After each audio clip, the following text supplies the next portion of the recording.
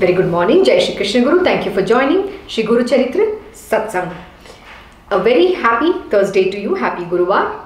Om Shri Gurubhyo Namaha. Om Shri Ganeshaya Namaha. Om Shri Saraswataya Namaha. Om Shri Guru Dattatreya Namaha. Om Shri Mahalakshmi Namaha. Gurur Brahma, Gurur Vishnu, Gurur Devo Maheshwaraha. Guru Sakshat Parabrahma. Tasmai Shri Guruve Namaha. Shri Guru Charitra Satsang.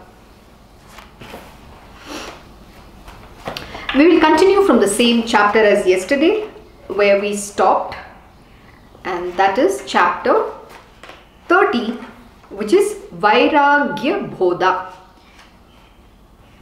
This chapter describes the story of the young woman Savitri and the death of her sick husband, whom she brought all the way from her faraway home for Guru Nath's darshan with great hopes of his recovery. So let us continue.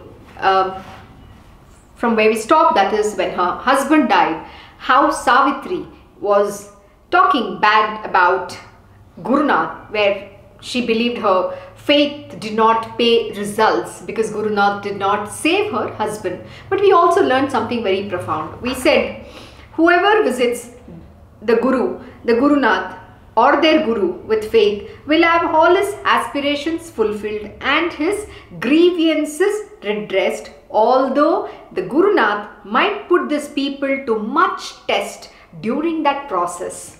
So what is that one very important lesson which Narasimha Saraswati is imparting here? And that is about absolute faith. Faith is what makes you win any kind of a problem in this world. They say faith moves mountains. So what is more important? That you need to have faith in the Guru, and most importantly believing that whatever your Guru does is for your well-being alone. He knows what is right for you. He knows your past, he knows your present and your future too. So why are you even thinking that the Guru is in any which way trying to do anything bad to you? On the contrary, the Gurus will always do that which is good for you, and he will bestow upon you things that which you cannot even imagine. You wouldn't even have ever aspired for it. Your aspirations are only, what your petty mind can think about. But a Guru, the God Almighty, his aspirations for you is far beyond what you can see beyond your nose. So don't ever doubt your Guru. Never have any kind of misbelief in your Guru. See, the mind instigates you against your master, so never ever fall prey to that. But in this, what is being mentioned, he is anyways going to take care of you. He is anyways going to grant you that which is right, and remove all your problems, whatever that issues that you have come to him with. But he says, before doing all of that, he's going to put you to much test during that process. So how much test can you withstand? That is what he's going to see you. It's not even about withstanding the test. It's about seeing how much faith you will have in him. That is what is more important. So let us continue from the story, what is going to happen. So yes. So Savitri was not able to withstand the situation. She started crying aloud. That is, her husband has been dead now. I have brought my husband away from his parents, telling that with Shri Narasimha Saraswati's grace, I would bring him back to them, restored fully in health. Bring him back to them, restored fully in health. What can I do now? What can I tell them? How can I ever face them? Everything for me is dark and dismal, and there is no way out for me except death along my husband. She was furious at Guru Nath. What is the point in being furious at the Guru? See, why these stories and these leelas have been performed, so that you understand the do's and don'ts, and how does the human nature react, and what is the nature of your Guru, the divine master, his Charitra. How does he come in disguise? He's never going to come in his real form. He's never going to reveal himself to you, but on the contrary, he's watching you. He's taking care of you. This is the truth you need to understand. That is why these leelas have been narrated to you in a form of a story. This is not a story of someone outside of us. It is the story about you and me. See, when things are going good in our world and everything is fine, we are very grateful. At that time, we are very conducive and we praise our Guru. Imagine, little bit something happens, then we start, in calling him names. we start abusing him, we say all sorts of things that comes to our mind, and our mouth doesn't even have any control over what we speak. This is what happens to a human being. That is the human nature. And in this, it is describing how petty human beings are and how great the Divine Master is. The nature of a human and the nature of a divine. So that is where you have to evolve. On the path of spiritual, you have to evolve becoming that divine being, where you get the qualities of that divine nature yourself. So she was furious at Guru Nath and started shouting, "You have belied all my hopes. All my faith in you has been misplaced. You have cheated me. Before I end my life, I will tell everybody and proclaim to all how you have betrayed me and my hopes." See, the Guru is going to create certain things for you. All this is Maya. Please understand. It is about having absolute faith in the divine being. And in this, the Guru Nath is now going to tell some very profound truth. Every word of this is gospel truth, and this is what we human beings need to understand. "Before I end my life, I will tell everybody and proclaim to all how you betrayed me and my hopes. I fancied that you are that Mangal Murti. Instead, you have proved to be the very opposite. You are heartless." After giving vent to her wrath against Guru Nath, she fell on the body of her husband and burst into sobs again. Who is she crying for? Somebody who doesn't even belong to you? On the contrary, the one being who belongs to you, you're calling him names. He's the only one who is yours own. Your own. God alone is yours. Nobody else. Neither this husband, father, mother, brother, sister, children. Nothing is yours. Neither your job, neither this world. What you think, I own this, my position, my power. Nothing is yours. The one thing that belongs to you is the Divine Lord Almighty. He's the one with whom you have all your relationship with, and you're calling him names. This is what happens to us. For what? For something that is unreal, for something that you think is something bad happening to you, and because of which you're calling him names. It's very sad, but this is what we have to refrain from doing. And especially to those who have the Guru, you need to understand these kind of situation is going to come to you dime a dozen. And when you keep evolving on the path of spirituality, and please remember, as you go higher, the lessons get tougher and tougher. It's not that you will fall. Yes, it's like a very thin line. Just one step and you're straight down. So you have to tread all the more carefully. But please remember, your Guru is holding your hands and walking you that path. He's going to tell you, here there is a pitfall. Be very careful. Hold my hand tightly and walk. At that time, you need to trust him. Trust him and walk. Just walk with him and do not ever doubt him. He will ferry you across. That is what you have to have, the faith. That is why Baba says, why fear when I am here? So don't fear. Don't worry about anything.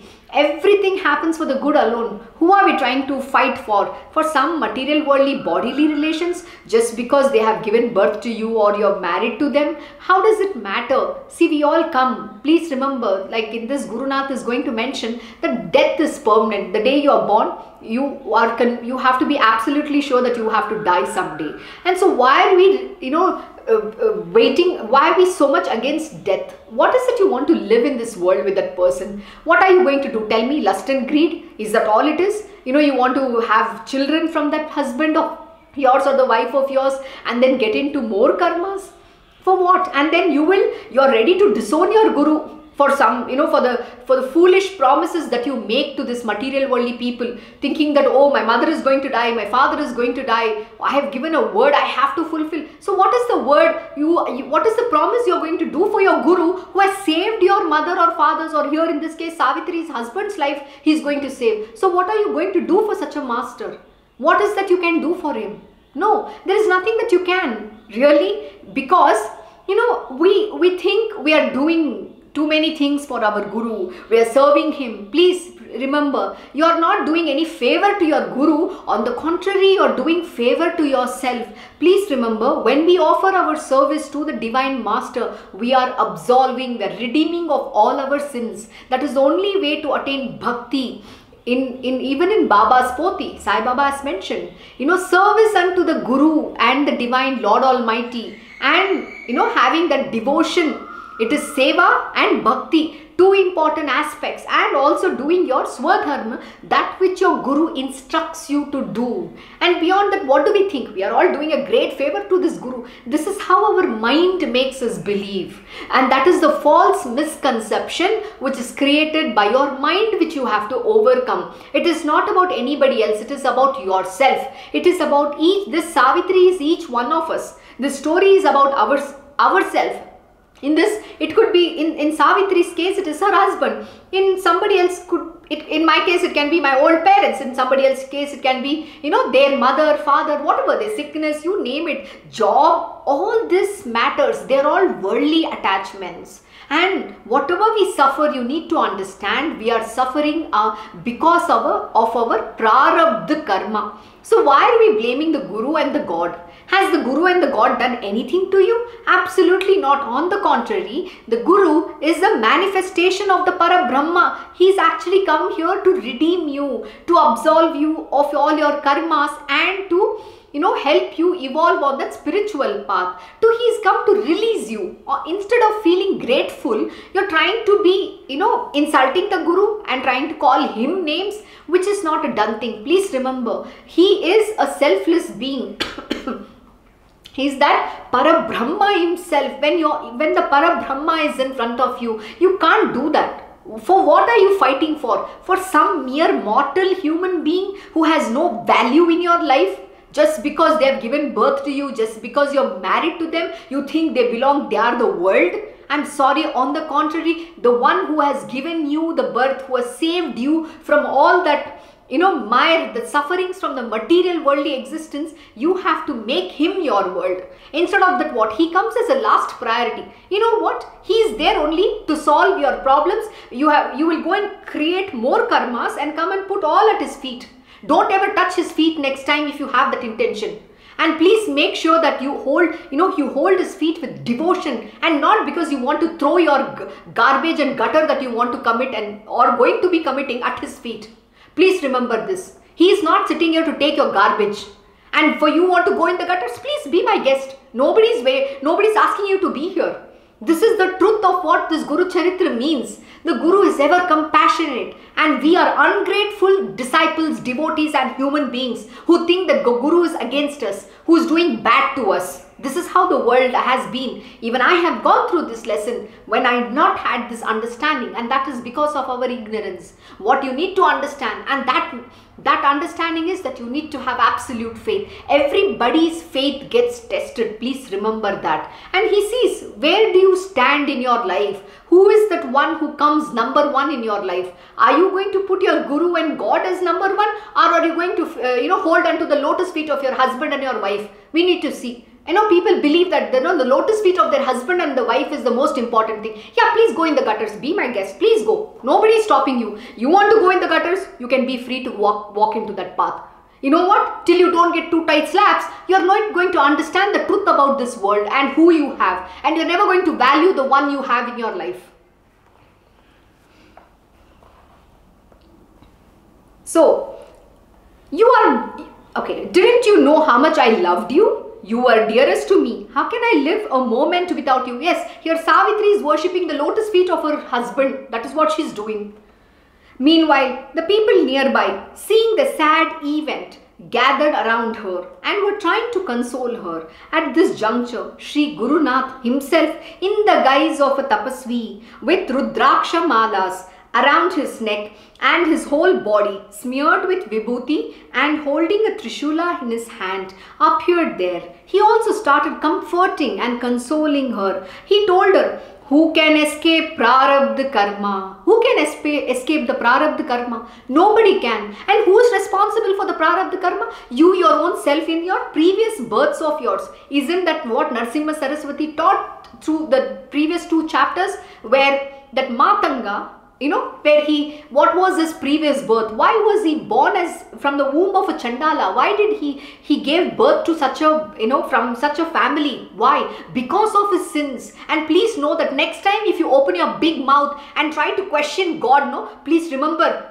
God, I must have done something bad. It is because of my karma. Please embed this or underline or write in front of you somewhere and stick it in, where you can every day read that whatever life that you have been born with is because of your previous births. It's because of your karma. But what do we human beings think? We think, I deserve this. I deserve a better life. I deserve this. I also believed in that. I have never liked the school I have gone, but what I didn't understand. I studied in the most beautiful school. My school name is Saint Mira's.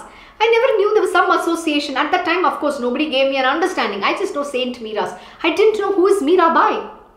At that time, she's one of the highest devotees of Lord Shri Krishna. I'm so proud of now today having studied in that school. Yes, I didn't know at that point in time. I didn't want to go to that school. I wanted to go into some other school. But later, when I came in spiritual, my Krishna Guruji explained to me how it is not, school is not bad or no organization is bad. It is people who represent that institution make it bad. So who has to be blamed? Please blame yourself. And one other important thing which my Krishna Guruji taught, he said, I went to the most poorest of the school. I didn't have, my Krishna Guruji's parents were not well off, though yes, his family was very well off. They never took any, they never claimed any wealth from that. They lived a very simple life. And my Krishna Guruji, his passion to get educated, he was a genius.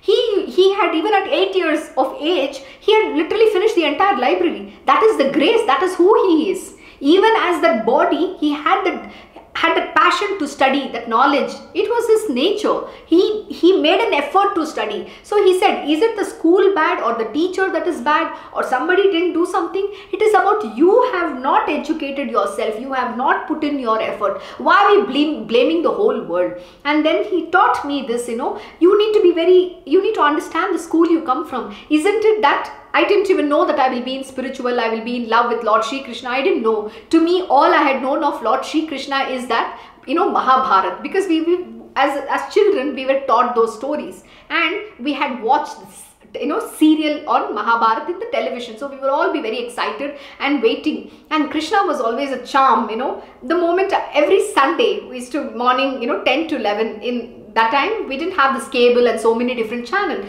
We just had like one channel, darshan, and in that this Mahabharata serial was being played. So we all as a family would sit together and watch. And at that time for me it was like, oh, I need to be that Krishna, I need to be that warrior, and I'm at Arjuna, I want to fight, I want to win, and Lord Shri Krishna is guiding me. Some kind of a association. That's it. That was the association that I know of Lord Shri Krishna. But nobody taught about Mirabai or who she was, because they themselves are not learned. This body's family or people never learnt about anything about that. So I never made an effort to learn anything. I never questioned. I was just following, because for me it was all about likes and dislikes. I gave into something like, I don't like my school, I didn't like this the way things are. So why was I there? That because of my prarabdha karma. Is somebody else to be blamed for it? If I did not study, whose fault is it? Is it my fault or is it my school's fault? My school has nothing got to do with it. It's just an institution. But the people who represent the institution matter. So my Krishna Guruji said, he made sure that he studied. His passion for education was so high that he would go and find out. He went and learned. So everybody gets an opportunity at some point in time. And when I, many years ago, when I was under my Guruji will say, you don't know the simplest thing. I used to feel literally humiliated. I felt small. And then he says, it's okay. It's better late than never. You can study now. You can learn now. And since then, he has not stopped teaching me. And today, I'll give you a very beautiful experience that happened. When I first visited, I don't remember if this is the first visit or the second visit, pardon me, but I'm very sorry. But I think one of the visits to Haridwar with my Guruji, we were sitting at the place exactly, he had dipped his feet in Ganga water, and we were sitting at the place where he had met his Gurudev long ago in 2007, where he had a lengthy conversation with him for a week. And that is when he decided to come back, because his Gurudev said you have to go back and teach. So that place is for us something very great. So every time we visit Haridwar, my Guruji will dip his feet over there and sit there, and I will also, be there along with him at the same place. So I was standing there, and every time I have been to Haridwar and we've sat there, Lord Dattatreya himself has given me profound lessons. And during one of the visits, there was a very beautiful thing that happened. He gave me one lesson, was about the water. How you have to be this Ganga yourself, like he was telling me. And how this knowledge comes is something that I don't know how to describe. And I just know that he's teaching me. That's all I know. But I cannot adequately describe in words. I am sorry. I can't put my experience to words, but I just can tell you what exactly he taught me. He said, and by the way, water is one of his principal gurus. Out of the 24 principal gurus, water is one of his guru of Lord Dattatreya, which we will read, which study in this scripture at the end of this chapter. In the last chapter of this Guru Charitra. At that time, I was standing in that Ganga water, and suddenly there was a very beautiful lesson, and one important lesson he gave me was how you have to become like this Ganga. One is you're pure, you're accommodating everybody within you. It's like that ocean, that Athanga Sagar. You are that limitless ocean. This is who you are, and you have to be selflessly doing everything. Everybody lives in you, yet you are untouched. And Ganga is the purest. We think, imagine if you go to Haridwar or even Kashi or different places, even in Kolkata, Dakshineshwar, you'll see everybody is, dipping themselves, they are washing them, they are taking that water where they are having their bath, doing all sorts of things, and taking that water itself as holy to drink. What makes it holy? If somebody else sees that, they will say, oh my God, I will not even want to touch that water. I don't even want to sip that water. But for us, it is the teeth. It's holiest of the holiest. Why? Because the feet of the greatest saints is dipped in Ganga. She becomes pure because of the holy people, dipping their feet in Ganga. Like when my Krishna Guruji dips the feet in Ganga, she becomes holier. She is literally absolved of all that sins. That is what even she has explained, and I have narrated the story enough. So people don't think there is any dirt over there. On the contrary, they sip the water. So what makes that pure is your faith in that. It's not about whether there is dirt, the water is contaminated. Of course, the water is the dirtiest. Is the water the dirtiest is the point? It is your mind, the perspective of how you see that. That is what we say. That is why we say your faith can move mountains. The same Ganga will become pure. You can't see any dirt in that. And when you drink that water with faith, you will be purified. That is what makes Ganga holier. Because one is, there is the holiness left by all the great saints when they dip their holy feet in Ganga. That is what makes it purer. So when I was standing there, like the Lord Dattatreya was imparting this beautiful lesson. He said, you just have to go with the flow. See, everybody goes with the flow. Can anybody stop the flow of the water? No, you don't understand the power of this nature. Nature is very beautiful. She's very grand. She's very glorious. And nobody can control this nature. I'm talking about the mother nature. And when the nature, such a profound one, is such vast one, you can't even fathom. So his lesson is, we have to become like that. We have to become that mother nature who's holier, who accommodates, who serves selflessly in this world. She never says that I will not allow somebody to take water from me. This water is mine.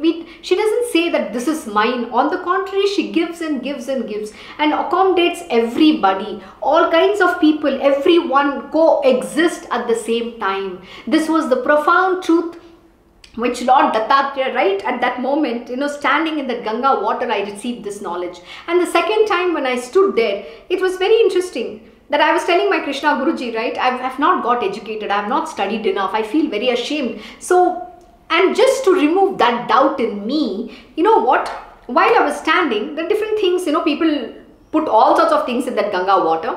So different things was passing by. Some people light a lamp and they just put somebody, they do puja. In India, we worship Ma Ganga. So we offer puja and then they put the flowers and then all the skips, flowing in the river.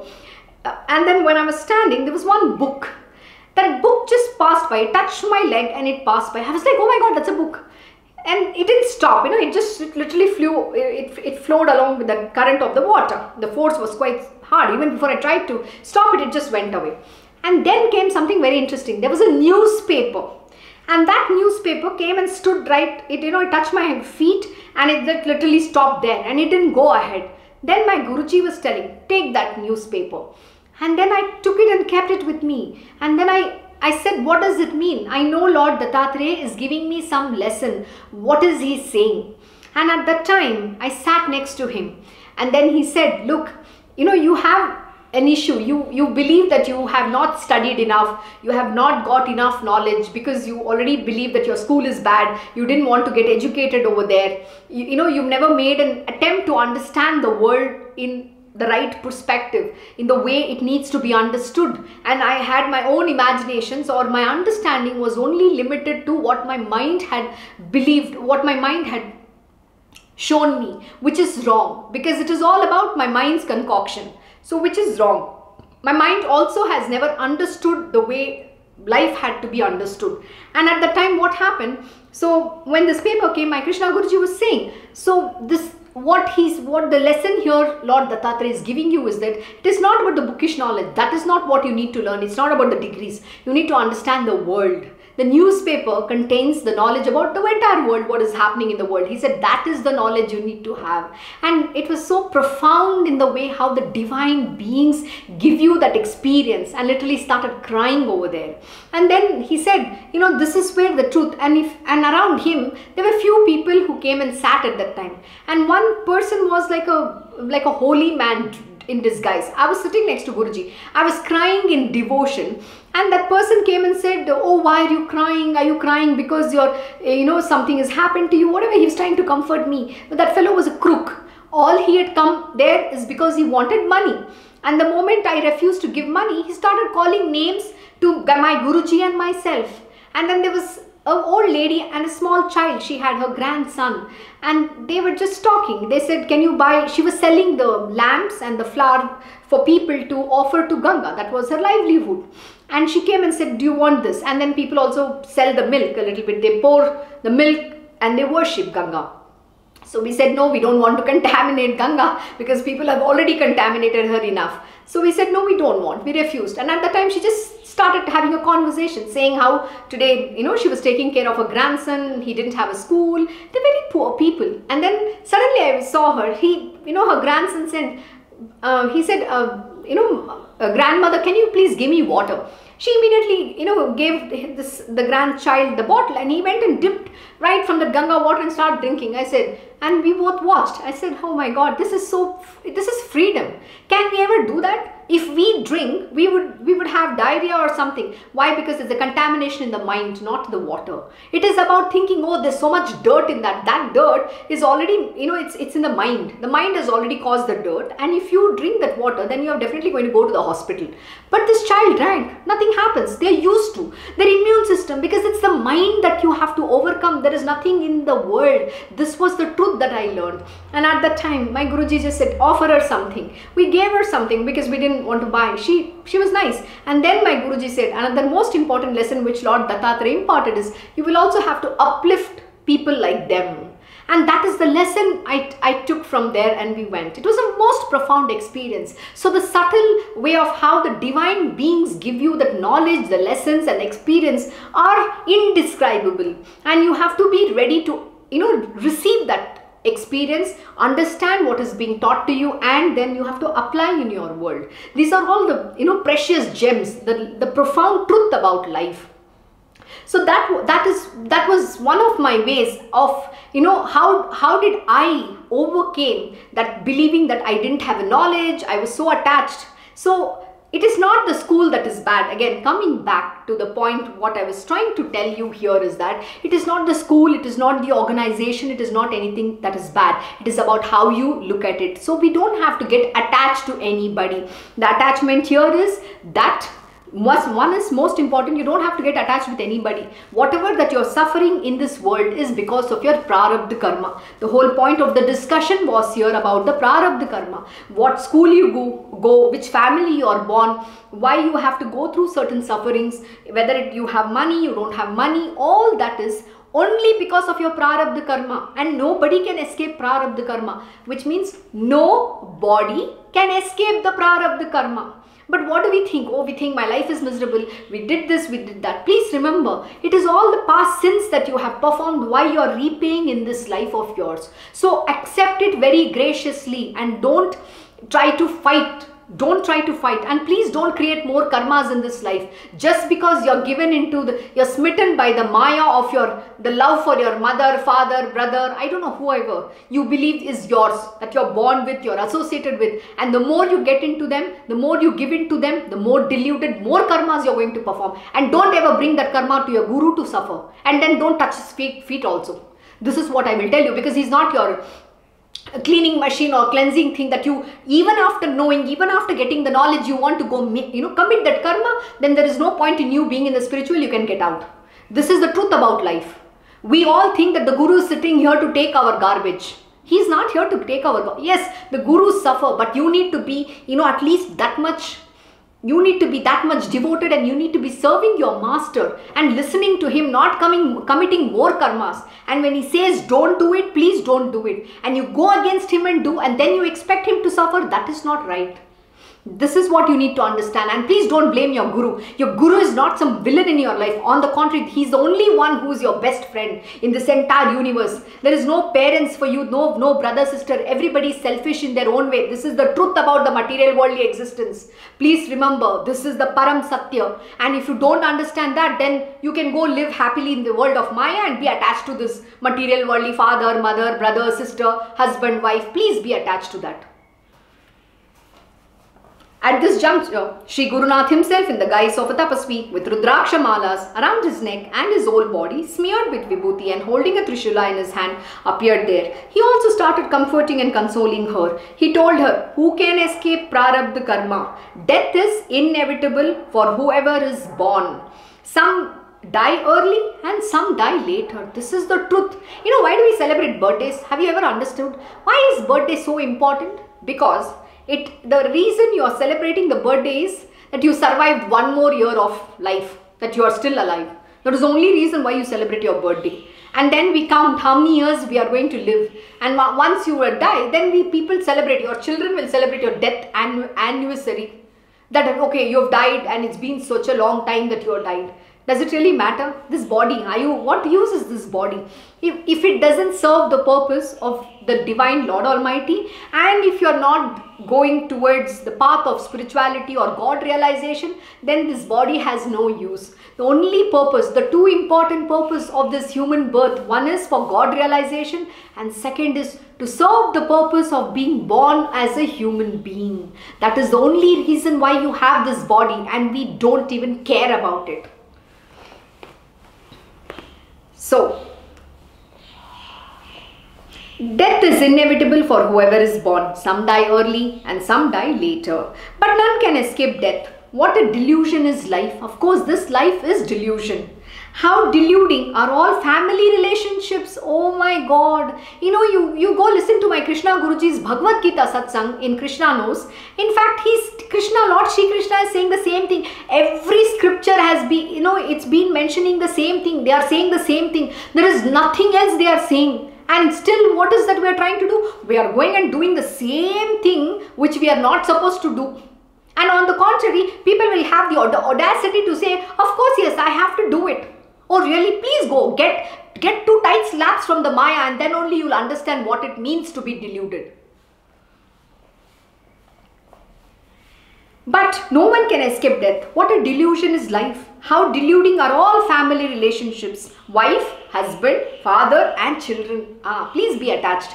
Get married, give birth to more children, get lost in that family. Please serve the lotus feet of your husband and wife. Get very happily married. You know this thing, the concept about happily married ever after. I don't think there is anybody in this earth who is happily married ever after. Yes, even I was very much fancying my life. You know, the Cinderella story, princess, oh, the Prince Charming will come and sweep me off the floor. All that magical, you know, the magical world doesn't exist. Reality is something far beyond your fantasy world. So please stop living in a fantasy world and understand the truth about this world. And please evolve on the path of spirituality. At least those who are listening and those who have a guru and those who want to, you know, redeem yourself from this material worldly existence, you have to walk this path. Otherwise, don't be bothered. Don't waste your time and your guru's time, because nobody is interested in, you know, at least he's not interested in wasting his time on you. We're very sad. Sometimes I feel extremely sad and horrible about my Krishna Guruji, because you know what, everybody only comes to him with his problem and asking things,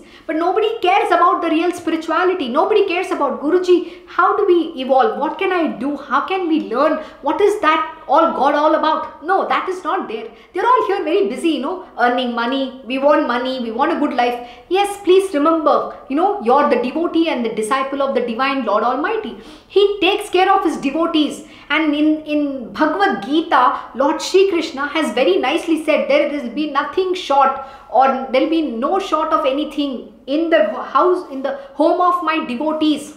Everything will be taken care of. It is his promise. So what more do you want? Whatever you have to get, he is anyway going to grant you all that. Please remember, the reason you are existing and what has to come to you will come to you because there is a purpose.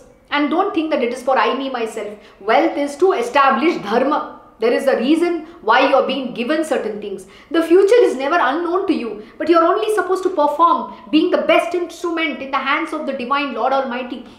And you should listen to yesterday's satsang, Bhagavad-Gita 4:30, in which Lord Shri Krishna says, I never even tell that I am doing anything. In fact, it's my universe who does that. I don't even take any credit or ownership to anything. Imagine, Lord Shri Krishna is married to 16,108 wives. You know, how do people look at him? Oh my God, look at him. He's married to 16,108 you know, women. Okay, 108 are the principal, 8 are the principal gopis. That's very different. But how do the people look at it? Does anybody even know what this 16,108 means? They are the vrittis, the tendencies within a human being. Only Lord Shri Krishna has mastered that and overcome. And that is why he is capable to marry 16,108 wives, because he is not attached to anybody. Can you imagine the number of children Lord Shri Krishna had? Every wife had their own relatives, everything. Yet he is detached from everything. He is not even bothered about any of those things. Can anybody be like that? So what makes you think you're comparing to Lord Shri Krishna? And I have people who tell me, oh, you're worshipping Lord Shri Krishna, then why didn't you get married? This was the question asked to me. What does that mean? Loving and worshipping Lord Shri Krishna and accepting Lord Shri Krishna as my husband is very different thing. Nobody understands. This is the spiritual truth, which means I am in union with my divine Lord Almighty. It doesn't mean I become it is not the material worldly husband material we are talking here about. It is about the divine Lord. Like in Christianity, when you become nun, you commit that you're married to Jesus Christ. What does it mean? It means something very profound. You become one with the divine Lord. You don't need physically another man in this world. You are not looking at the material worldly lust and greed. You don't need to perform any carnal acts over there. You're so lost in that union with the divine Lord Almighty that you're just devoted. In devotion, you're in an intoxicated state. You don't need someone to live your life with. You're complete by yourself. This is the truth about spirituality. It is becoming one with the divine Parabrahma, that I am that divine Lord Almighty. So when I become one with him, that is when I attain yoga, union with the God, union with the divine Lord Almighty. That is what it means. People have any misconstrued idea about divinity or spirituality. That's not what it is. So please remember, you need to understand this truth. Why you are here in this world? What is your purpose? Why are you devoted? Why do you have an opportunity to be with this divine Lord Almighty? Anybody else could be the chosen one. Why have you been given that opportunity? And you need to use that opportunity, that which you have got, and don't destroy that. This is the truth about life. It is very rare. There are a lot of people who covet that position of yours. You don't know. Yeah, sometimes I'll say, oh yeah, my position is not coveted. It's very difficult. Of course, spiritual path is difficult, but it's the most beautiful one. And that's exactly what Lord Shri Krishna says, even in Bhagavad-Gita. What seems to appear as, difficult, like, very, it's tough, everything, painful, at the end, it is the most beautiful one. It is a bliss. That is what you will attain. But you have to go through that journey. So Lord Shri Krishna was like this, and none of them knew him. The word Krishna means secret. Nobody can know him. Try knowing him as much as you want. His potency, his power, the illusory power of the Lord, his Maya will delude you. He will ensure that nobody can see him. To know him or see him, it is only possible by his grace. You have to win his grace. You have to win his heart. Because he is trying to see if there is anybody in this world who can stand his, that lessons that he teaches, the way of life that he lives, everything. Can anybody be that which he's teaching us? Most important. Can you even conquer your 6 inner enemies? Likes, dislikes, enmity to none, envy, jealousy, pride, anger, all these, greed, avarice. Why do we need to have all of this? Imagine, that's the Kshatripus which we need to conquer. We need to become as pure as him to get that grace. And when you reach that state, then the Lord himself will reveal himself to you. That is why we say God realization or self-realization. Then the Parabrahma will give you that realization, when that Parabrahma is pleased. So Krishna is a very beautiful subject even to talk about. You can talk as much as you want, but you will be left with no words to even express or experience or even describe who he is. You cannot. That is who he is. He is secretive. Nobody can know him. Yes, we can only, like my Guruji has said, only the chosen few, very select few. Only he, Lord, will choose who he wants to reveal to. And he will give that grace to them so that they know him. That is how it works. You cannot demand. You just have to keep striving hard to love him, to know him. That's all. But whether you get or not is nothing in your hands. That is why he say you just have to do it. So can you be detached like that? Imagine, he lived in such a big family. The gopis where everybody is like behind him. But does it even matter to him? He's detached. He's just in love with everybody. He has the same love for everyone. He loves Radha Rani the most. Why? Because she is himself alone. He wants to experience what it is like to love Lord Shri Krishna. But he has never found his Radha Rani so far. The love that he thinks he is. Because when you are manifesting, when you come as a body, you use your mind. And what happens? You try to put conditions. The word that Lord Shri Krishna stands is unconditional love. Exclusive devotion. You cannot have love splitting between your mother, father, husband, wife, children. No. Then the Lord doesn't come. In this case, it is about unconditional love and exclusive devotion to him. Only then can you attain him, not otherwise. Don't even make fool of yourself saying that I am devoted to the divine. Who are you devoted? Do you even understand who this Guru is? The Guru is Lord Shri Krishna himself. Krishnam Vande Jagat Gurum. The Parabrahma manifests. Do you even understand what the nature of this Guru is? Just listening to satsang doesn't mean a thing. You have to make your effort in evolving through the path. And when you have a Guru, please revere him and respect him. Don't say, oh, I have a Guru. Don't treat him like an ordinary human being. He's not your friend and foe or a philosopher or whatever you want to call him or think of him. Give him that respect. Treat him like the God Almighty. Don't try to treat him like a human being. See, the Gurujis are going to delude you because they don't want anybody to know them. They don't want to give you an understanding who they are. They are going to appear absolutely as an ordinary human being. That is the nature of this Guru, to being very ordinary, especially Lord Shri Krishna. Please remember. So, wife and husband, father and children, it is all Maya. A scene for a while. A scene for a while. How long? As long as you exist and they exist. Only this life. Maybe 50 years, 80 years, 100 years, whatever that life that you are destined to live. 2 logs of wood floating separately in a stream come close to one another and float together for a while. And again drift apart and float again separately, each going its own way. What does this mean? It's in the river, two logs of the wood come together and then they go apart separately. It's just only for the period in time that you think that that is my wife, I'm in love, I'm going to get married, I'm going to have children with her, I'm dreaming of becoming old, I want to age with her. Whatever nonsense that is. Yeah, people have all imaginations, fantasy, Cinderella world it is all about. Yeah, create all that. And then what? Oh, it's my mother. She's suffering. I have to take care. She's got diabetes. She's got this sickness. She's old. She's fragile. We look at the body. Is she the body? No. You have to see God in everybody. That is all that what Lord Shri Krishna says. And why is that you only want to think your parents are the highest? You have to be attached. You have to do things. You are responsible for it. Nobody is responsible. Please remember, God, you are mere an instrument in the hands of the Lord Shri Krishna. Like my Krishna Guruji will say, I use idiots like you to serve my purpose. Who do you think you are to do this? Taking care of them. Because you are nothing. You're just mere an instrument. I run this universe, but yet I don't take credit. It is my Prakriti who runs. She makes it happen. Even who creates the Prakriti? The Lord Almighty. The Prakriti is born of Purusha. I mean the Divine Lord Almighty. From Lord Shri Krishna only, the Supreme Divine Consciousness. From Him comes everything. So what makes us think that we are responsible for someone? Please remember, nobody is responsible. Only the Divine Lord Almighty is responsible. This entire universe is His creation alone. Yet He doesn't take ownership of anything. He doesn't say this is mine. He never even says I did it. And imagine, we human beings, we claim ownership of everything. I did it. I am the greatest. Oh, this is my house. This is my child. This is my wealth.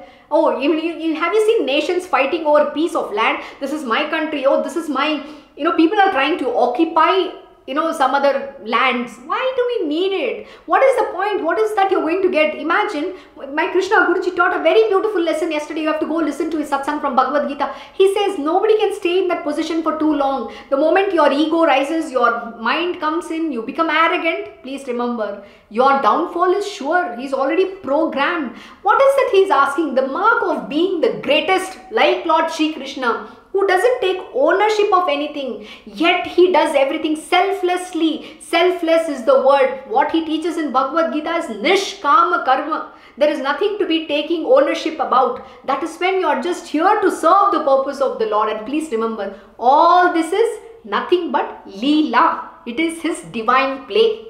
And the day you understand, you will just sport in it. It's like a sport. You're just playing. You have a role and you're playing that part. So just play that part to the highest of your ability. And then just go back. Wherever you have to go, He will take you. Why bother? And why are we feeling that this material worldly life is so real? Because of the attachment to the body. And that is the most important thing you have to overcome. And the next biggest attachment is to the mind. Believing that I am the mind. There's no mind. Mind itself is an illusory thing. It doesn't exist if you think that it doesn't exist. But if you believe it is there, it is very much there. So this is what you have to achieve. You have to walk that path. Nobody can walk it for you. But when you have that grace, when you have the chance, please redeem it. Otherwise, you will also die one day living this miserable life.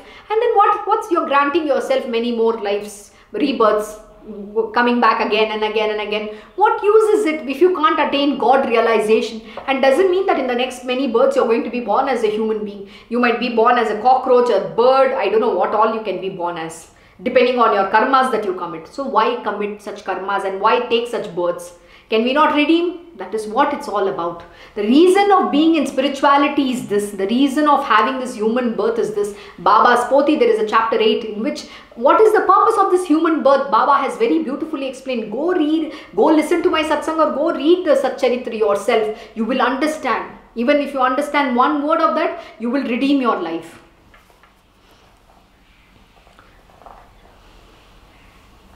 There is no permanent relationship at all between any two persons. What is he saying? There is no permanent relationship at all between any two persons. Each one has his or her own destiny to suffer. Everybody has to suffer their own destiny. We all come here. We are born in certain family. We are associated with another person. But it is all because of our own destiny and karma. The prarabdha karma. Each according to his or her karma of his or her past lives. What is it? You are born in a particular family, associated with particular people because of your karma from your past lives. each one, okay? And so you come together. You're born in a particular family, somebody becomes your father, somebody becomes your mother. Why? Because you have certain karmas associated with them, and that karma has to be fulfilled. You have to repay. You're coming here for repayment. Please remember, whether it is good, bad, we don't know. Everything is a repayment. But what is that you need to achieve? You need to redeem yourself from all these karmic loops. How can you? When you meet the Guru, that is the greatest opportunity of your lifetime to redeem yourself, to to absolve of all the sins and karmas and become free. That is what you have to aspire to become, not getting into more bondage. In life, the only certainty is death. What is the only thing in life certain?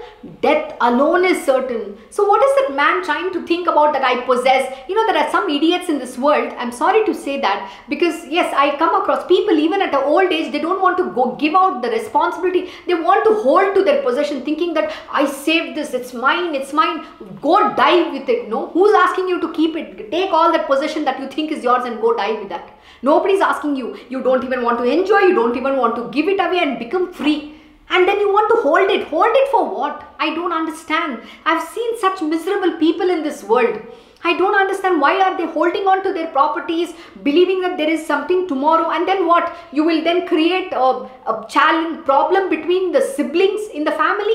Why would you want to do that? Give it away, just distribute it and say peacefully, take the name of the Divine Lord Almighty and redeem yourself. Instead, I know some people who want to sit and read newspaper for the last 5 days. Can they not chant the name of the Divine Lord? No, they're very focused in reading the newspaper because that is what is going to give them redemption. I didn't know this.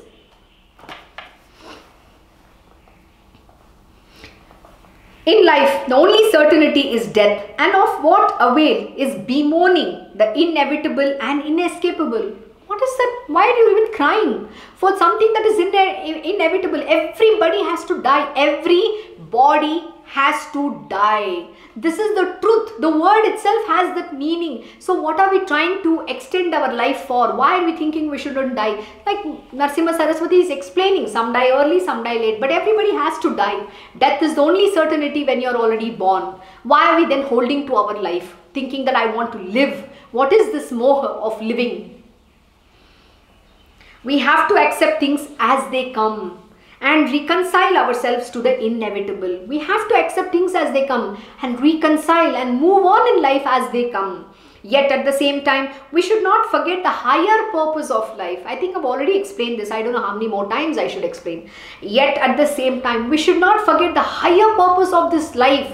And the ultimate goal, why is this human birth? Why am I born here? What is my swadharma? What is the purpose of my life? This is what you need to be focused on, not being attached and living like a life of a pig who's living, rolling in that muck of its. And should strive to attain it. And what you have to do, strive hard to attain it. Irrespective of whatever calamities befall us in life, irrespective of whatever calamities befall us in our life, no matter what happens in our life, you have to strive hard to, attain that spiritual will, to attain that ultimate goal of life, which is to redeem yourself from this rebirth, the cycle of birth and death.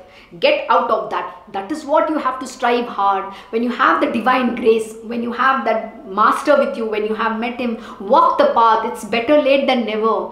Don't waste it. Start now. You will be able to reach somewhere. His grace is there. He's a benevolent being. He's always waiting compassionately to those who are coming to seek that spiritual gems from him. The precious and the priceless things that he's there to bestow upon people. He's waiting eagerly to find such a one and to impart that knowledge so that they can attain, they can evolve on the spiritual path, so that he can also help spiritual regeneration and establish the faith in the divinity. That is what these great masters wait. But like every other divine gurus who manifest, they also get deluded beyond a point, because they are not sitting here like a wish fulfilling tree all the time granting your petty desires.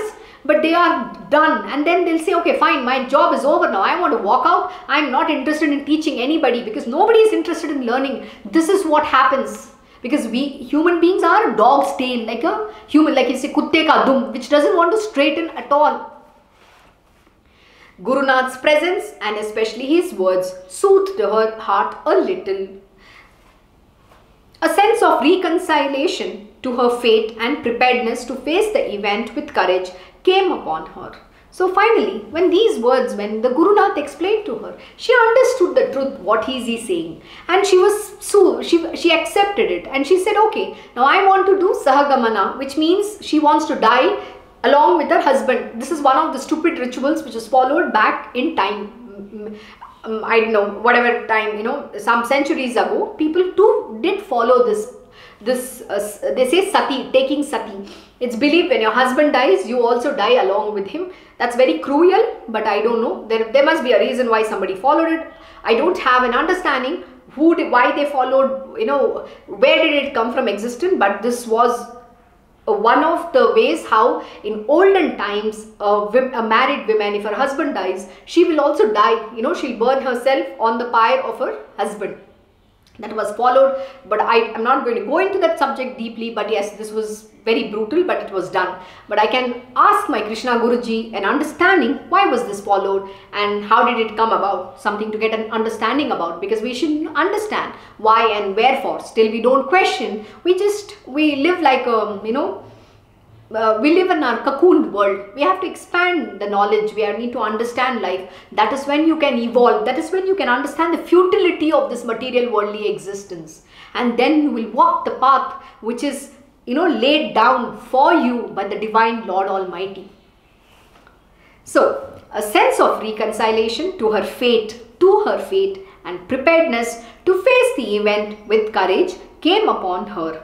She prayed to Guru Nath to tell her what she should do and explain about Shree Dharma after one loses her husband. So now Savitri is telling Guru Nath to now tell her what she should do and explain about the Shree Dharma, means what is the right thing for her to do once her husband has passed away. Now Savitri will say then I will do everything that is right and I will follow that path, and that is what she is saying. So with this, we have ended this chapter and we have only 5 more minutes. So I don't want to begin the new chapter. We will start tomorrow. So here, thus ends the 30th chapter of Sri Guru Charitra, describing the Petrangana Soka.